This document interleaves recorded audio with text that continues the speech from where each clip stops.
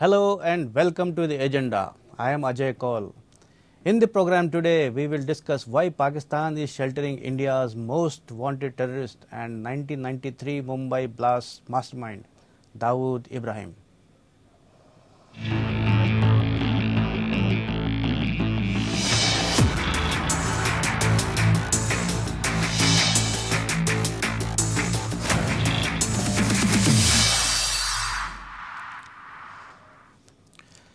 Dawood Ibrahim is a name which everyone in India is familiar with. It is also well known that Dawood, a gangster turned terrorist, has been living in Pakistani city of Karachi ever since he fled from India after the 1993 serial bomb blast in Mumbai, of which he was the mastermind. Pakistan has all through been denying his presence in that country, even though India has been proving it with details of his exact location in Karachi. Now the Pakistani acknowledgement has come amidst the heat it is facing from the Financial Action Task Force, an international watchdog on money laundering and terrorism. Pakistan has a sword of blacklisting by FATF hanging and is under pressure. But again, after acknowledging Dawood's presence in its update to the FATF, Pakistan again is claiming that Dawood is not in Pakistan. What is Pakistan's dilemma on Dawood? What is Pakistan gaining by keeping Dawood sheltered in that country? We will discuss such questions with our special guest, Ambassador Dr. Deepak Vora, who is a former Indian diplomat. And from Pakistan, we are joined by senior journalist Hamza Amir. But before we start the conversation, let us have a look at this small report.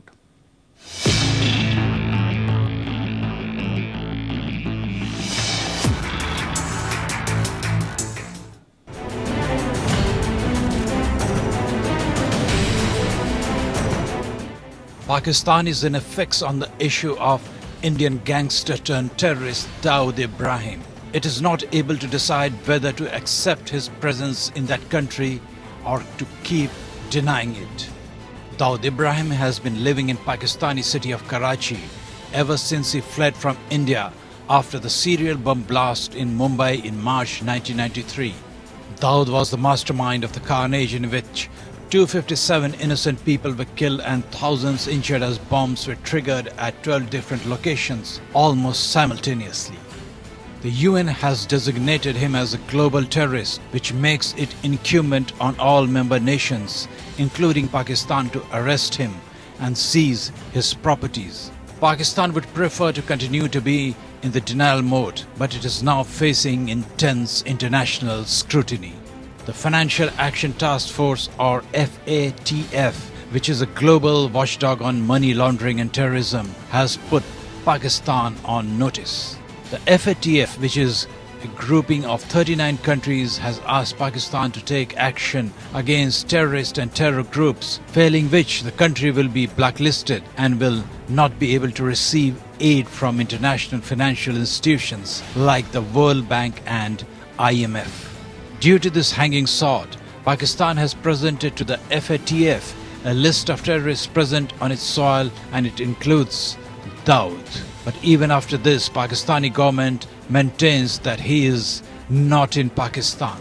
FATF is going to meet soon and decide on the fate of Pakistan after assessing whether it has taken action as mandated by the global body.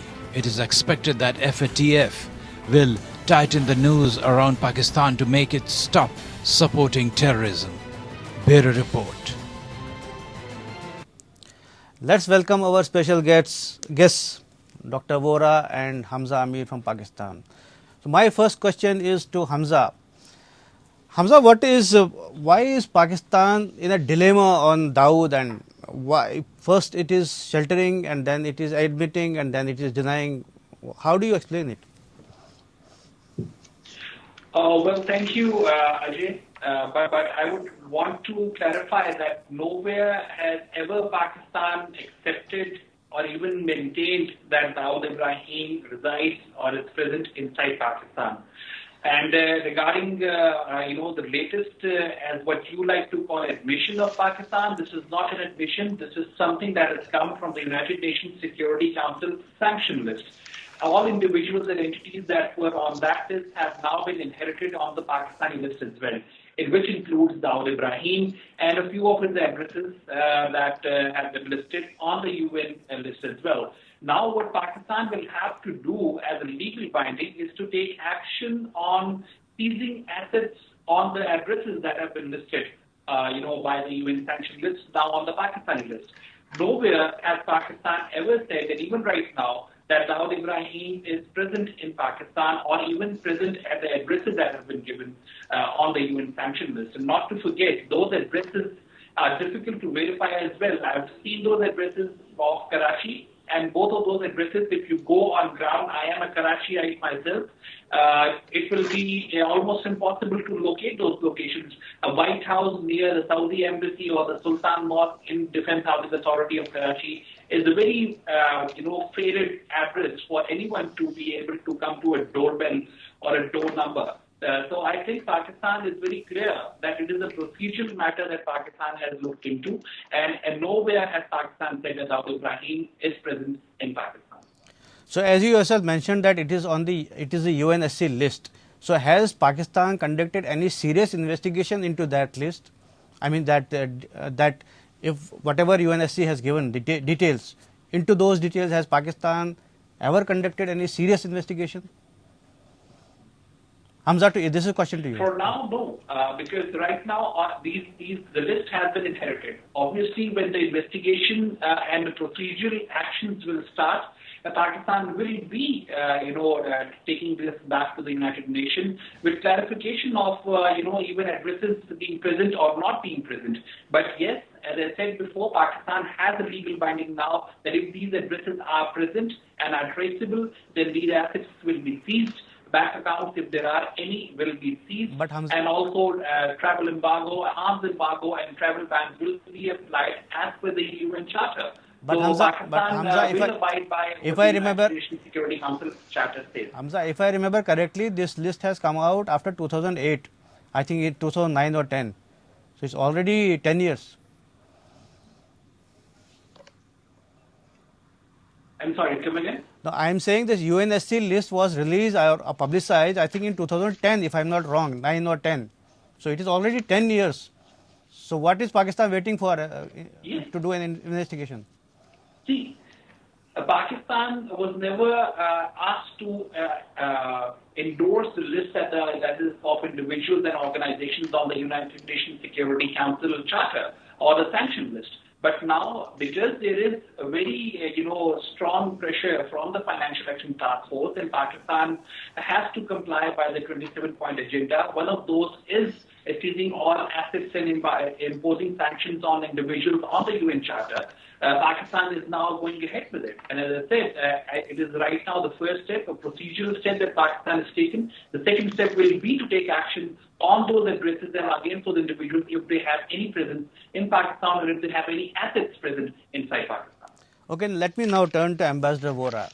Ambassador Vora, you heard what Hamza has said, and I may ask you the same question. This list provided by UNSC is 10 years old, more than that. So Pakistan has not done any due diligence on that list or pursuing that matter. How do you see that situation? Mr. Kaul, thank you very much for this opportunity to interact with and learn from you. You have a tremendous repertoire of knowledge, in-depth knowledge about international affairs. Thank you very much. And greetings to our colleague, Mr. Amir from Pakistan. Mr. Amir, whatever I'm going to say, sir, is out of pure goodwill, no malice towards your country and its people. Yes, of course, the list is 10 years old. And these arguments that it was the UN list that we put up, etc., this is semantics, sir. This is wordplay. This is something that we learned how to do in kindergarten. Now, there was a statement by the Pakistani mission that they put up on the website, a statement by a speech by your permanent representative at a UNSC meeting on terrorism. He wasn't even there. Pakistan is not even a non-permanent member of the UN Security Council. So this kind of chicanery gets exposed. Sir, Dawood Ibrahim, Mr. Kaul, is not so important. He's a 65-year-old, fat, ugly-looking character. But it is symptomatic of a much deeper malaise that is eating the innards of Pakistani society. The FATF is on the brink of declaring Pakistan a state that does little to combat terrorism. Some years ago, there's an American think tank, sir, you've heard of it, called the Brookings Institution. Yeah. They published a study, in-depth study, and said, with the possible exception of Iran, Pakistan is the world's most active sponsor of terrorism. Across the world, sir, Mr. Amir, this is something that you'd bear me out. Indians are respected. Pakistanis are suspected. You've seen what Joe Biden is doing in his campaign. You've seen what Donald Trump is doing in his campaign, reaching out to the 2 million strong voters of the Indian American community, not for their numbers, but for their financial crowd. So when Pakistan was born in 1947, it was meant to be the new Medina. What went wrong? Why is your passport today ranked at the bottom of the International Henley Passport Index, and you are in the company of Somalia, Afghanistan, Iraq, and Iran? Why does any terrorist incident across the world immediately lead people to ask, is there a Pakistan connection? Why do drug-laden ships that are seized by the Sri Lankan Navy in this year, 2020, March and April, have Pakistani crews? Why does the Organization of Islamic Cooperation not listen to you on Kashmir?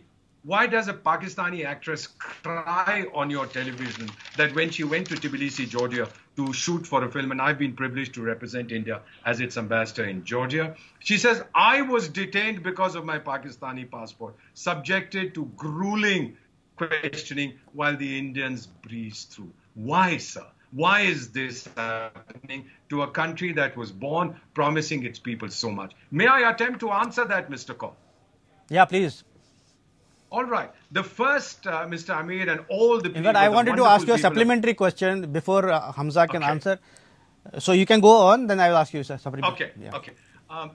For Mr. Amir and for all the wonderful people of Pakistan who are watching this program, I believe the reasons are the following. One is the compulsive hostility towards India and a desperate search for parity with India. Not too long ago, one of your former prime ministers said, we'll eat grass, but we'll get the bomb. I believe the fellow got the sequence wrong. I mean, you got the bomb, you stole the bomb, but now you're eating grass. Then the willingness to risk international opprobrium and isolation for the sake of hurting your perceived enemy. Willingness to sacrifice the hopeless multitudes of your teeming slums as cannon fodder in the name of jihad. Seeking an anchor and identity in everything that is not Indian. You've tried to be Arabs, we've heard about that. You tried to be Central Asians, now you're trying to be Turkish. I mean, making one issue, sir, I've served as ambassador in 6 countries. One issue, the core of your identity, character and behavior, even though the world is tired of your constant whining. Sir, you have heard of a place called Palestine. There is Palestine fatigue in the world. No one really cares. There's Kashmir fatigue in the world. No one really cares. You are looking for a low-cost option of jihad to fight your much more powerful neighbor, sir. And as per estimates that we did in my ministry, sir, both nations, listen to this, Mr. Kaul, yes, have spent upwards of US dollars 200 billion. A billion has 9 zeros since 1947 on a non-issue. Where are we today? We have both suffered. We are right where we were in 1947, sir. So then I will ask you the supplementary question is, what is Pakistan gaining by sheltering Dawood Ibrahim? Zero. Zilch.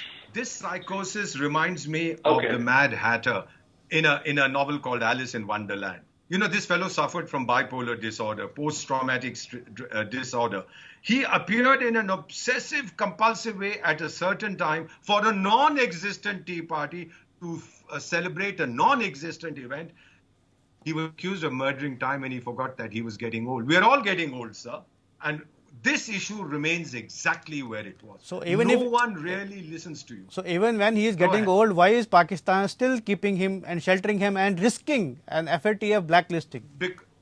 Because my understanding, sir, and this is a purely personal assessment, nothing to do with my government that I'm privileged to represent in different forums, sir, is that he will go when they no longer need him. The moment his usefulness outlives its lifespan, I believe his expiry date is already over, then you will see what happens to him, sir. No country in the world likes to keep a traitor to the motherland, to his or her motherland for too long. While he has some use, yes, keep him.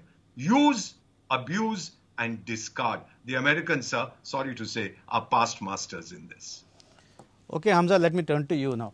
Pakistan claims repeatedly that it is fighting a war against terrorism, global terrorism and all that. It claims again and again.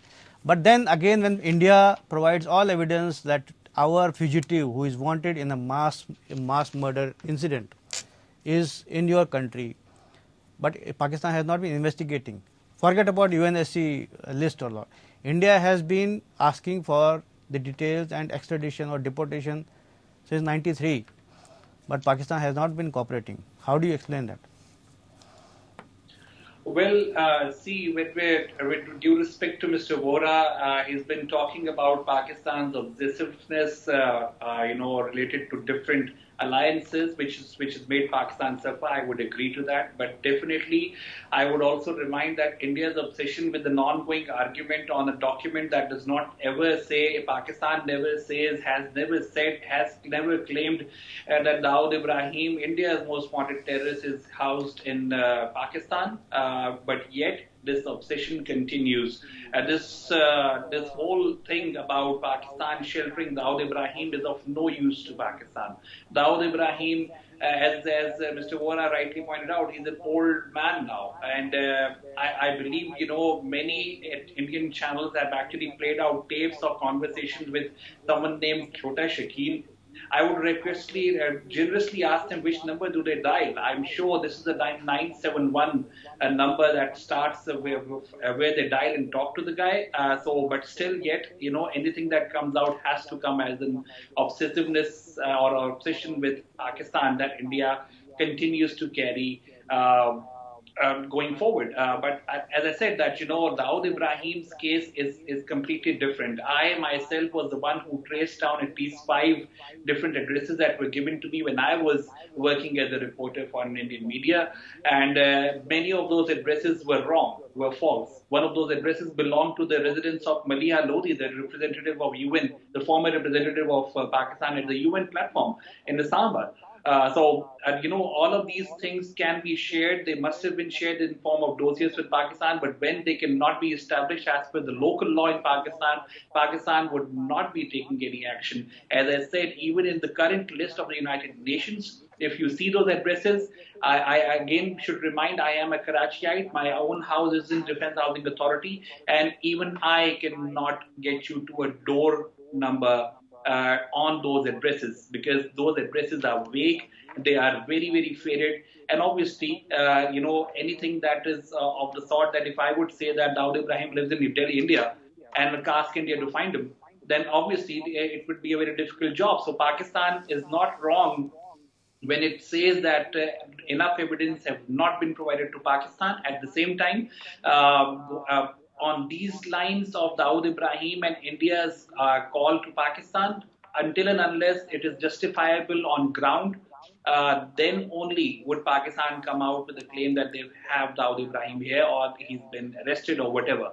But for now, Pakistan has never said it. No matter how long you say that Pakistan is sheltering Dawood Ibrahim, you cannot, say apples as oranges, because this is not what Pakistan says. Hafiz Saeed was in Pakistan, he is in Pakistan, and Pakistan has never denied it. And he's in jail currently. And his name is in the same list as well. So Pakistan is taking steps to ensure that it's so not only itself, but also its name from the grey list is taken out. And for that regard, it will do whatever that is needed. Even if that means that seizing assets, bank accounts, travel bans, or even arms embargo is applied on Dawood Ibrahim or his assets or his residences, whatever is required, Pakistan will do it, because Pakistan's financial position does not allow Pakistan to take any kind of, other steps that should actually be a dodge to the FATF. Pakistan is not in a position to do that. That is why Pakistan will go ahead and take action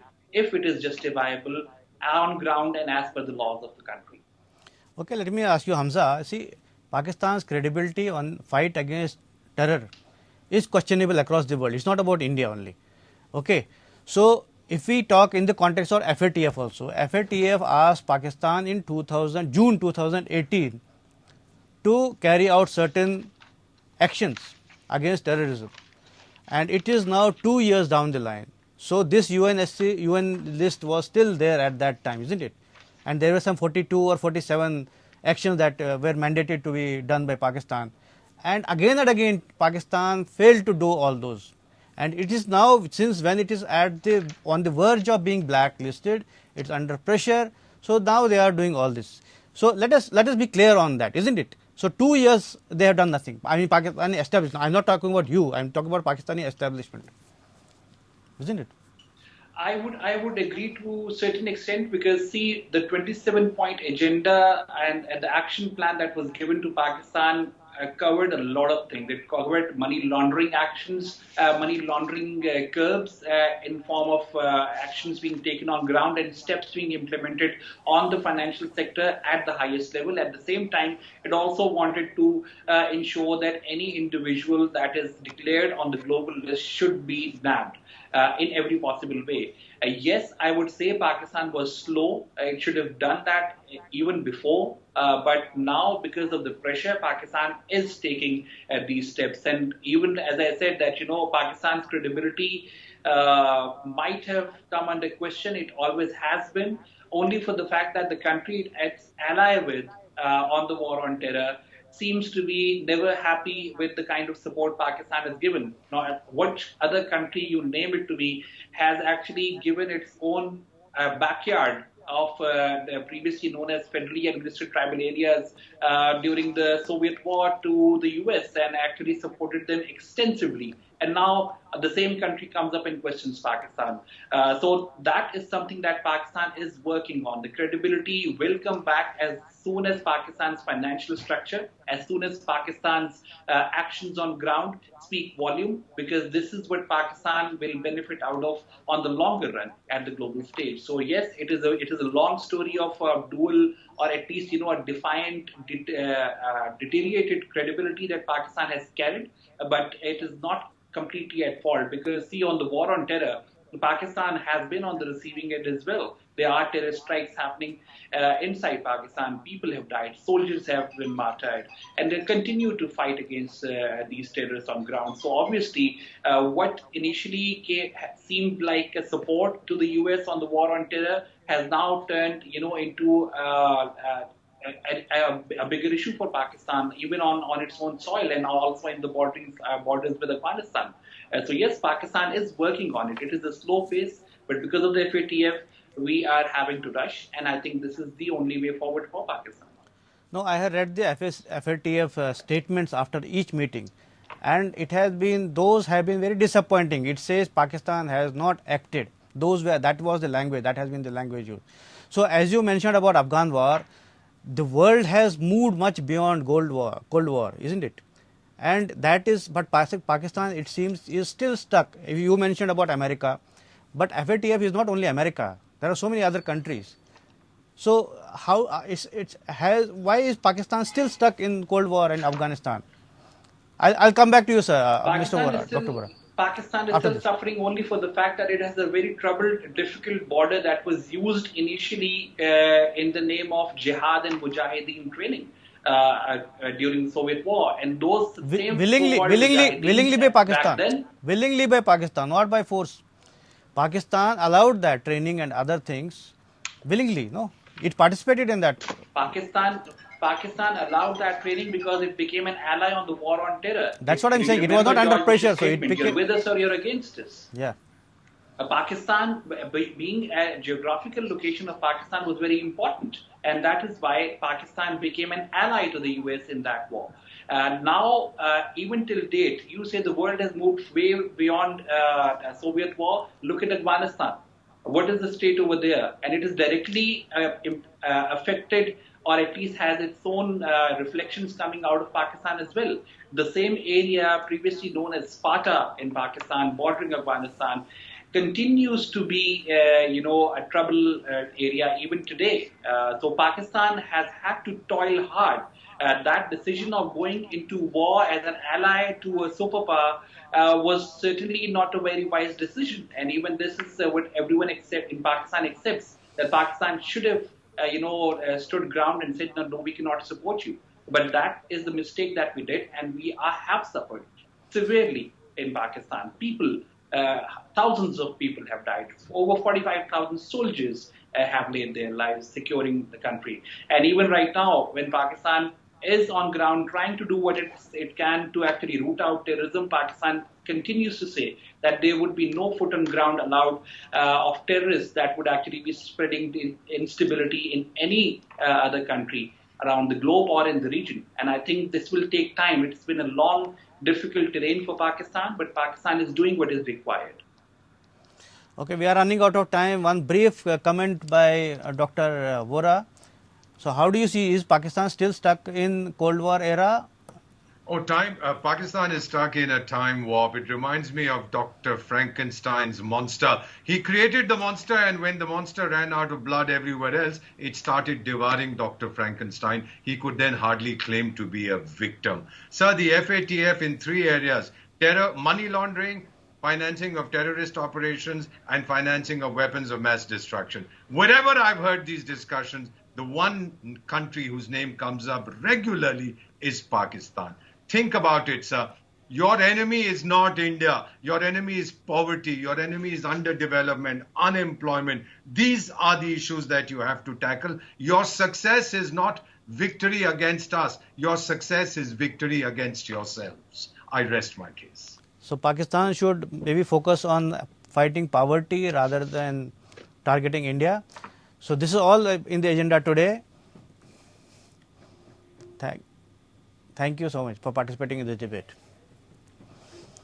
This is all in the agenda today. Thanks for watching. I'll be back with another important topic tomorrow. Till then, goodbye.